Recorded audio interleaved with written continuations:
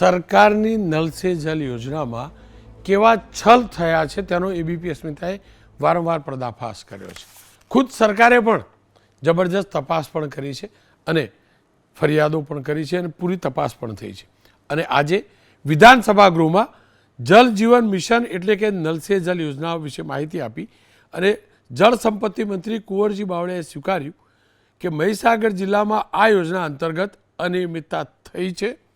મહીસાગર જિલ્લામાં કુલ 714 ગામ પૈકી 680 ગામમાં ઘેર ઘેર નળ માટેની જરૂરી કામગીરી કરવામાં આવી રહી છે. આ કામગીરી અંગેની ફરિયાદો અંગે 630 ગામમાં તપાસ કરતા અનિયમિતતા સામે આવી છે. વિચાર કરો તમે, 714માંથી 630 ગામમાં અનિયમિતતા, જેમાં 112 એજન્સીઓને ડિબાર્ડ કરવામાં આવી છે તેમજ 41 પાણી સમિતિને રિકવરીના આદેશ આપ્યા છે.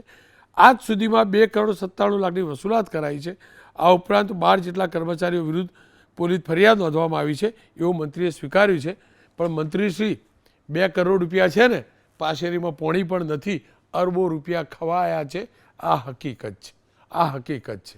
અને બીજા સરપંચો બરપંચો જેટલા પણ હતા એમને કોણ બચાવે છે ને એની પણ તપાસ કરજો. આ તો નલ સે જલની વાત થઈ, પણ બીજા કેટલા ગોટાળા થયા છે આપણે જાણીએ છીએ. રાજ સરકારના મંત્રી એમના 2 પુત્રો વિરુદ્ધ એફઆઈઆર દાખલ થાય, ધરપકડ થાય, ત્યાં જામીન ઉપર છે.